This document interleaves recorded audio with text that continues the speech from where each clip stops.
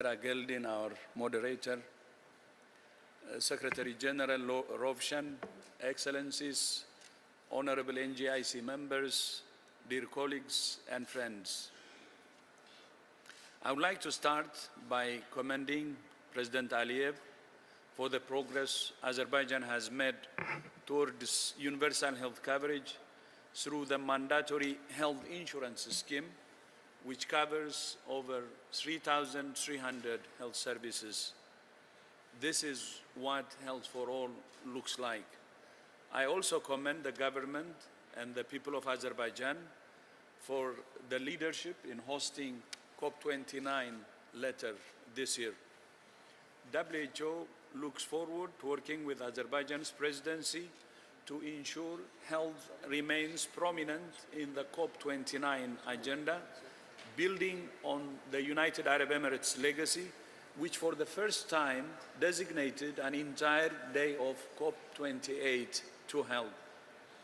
My thanks also to the Nizami Ganjavi International Center, NGIC, for your many years of support for WHO and our mission. Last year marked the 75th anniversary of WHO's founding. WHO was born in the aftermath of the Second World War, and the realization that the only alternative to global conflict was global cooperation. Our Constitution was one of the first legally binding documents to affirm that the health of all peoples is a fundamental human right without distinction. But it goes further by saying health is fundamental to the attainment of peace and security and is dependent on the fullest cooperation of individuals and states. The COVID-19 pandemic was a vivid demonstration of this, showing that when health is at risk, everything is at risk. The impacts of the pandemic went far beyond the deaths and disease caused by the virus itself, disrupting societies, economies, and health systems, as you know. It eroded trust between people, governments, and institutions, fueled by a torrent of mis- and disinformation. And you're well aware of the ways in which the pandemic exacerbated geopolitical tensions globally. The key issue now is whether we will learn the mistakes the pandemic has taught us, because the next pandemic is not a matter of if, but when. That's why all 194 member states are now negotiating a legally binding agreement on pandemic prevention, preparedness, and response to provide the basis for international cooperation that was so sadly lacking during this pandemic. When they embarked on this journey in December 2021, member states set themselves a deadline to complete the negotiations in time for the World Health Assembly in May of this year. That's now less than 10 weeks away. Countries have made good progress, and there is a broad agreement on most aspects of both instruments, but there remain critical areas where they have not yet reached consensus.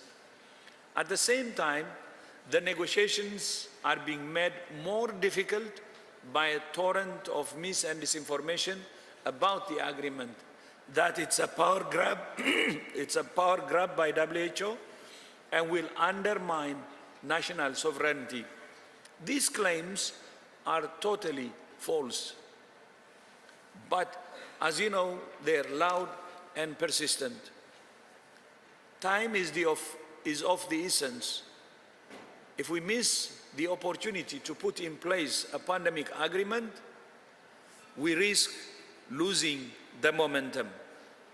More importantly, we risk leaving the world exposed to the same shortcomings that hampered the global response to COVID-19. A lack of coordination, a lack of sharing information, and a lack of equity. But if countries can come together in a spirit of compromise, they can demonstrate that when we work together, we can find common ground, a common path forward, and we can fix our fractured world. Excellencies, the pandemic agreement is mission critical for humanity and for building a healthier, safer, and fairer world for the generations who will follow us. I urge all of you who are now in government to work with a sense of urgency and solidarity to finalize the agreement in the next 9 weeks.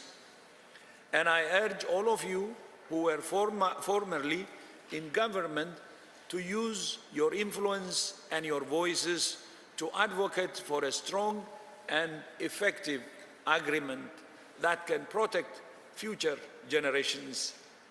75 years since the founding of WHO, the need for international cooperation is more important than ever, based on a shared commitment to multilateralism, solidarity, and equity. I thank you, and Mr. Moderator, back to you.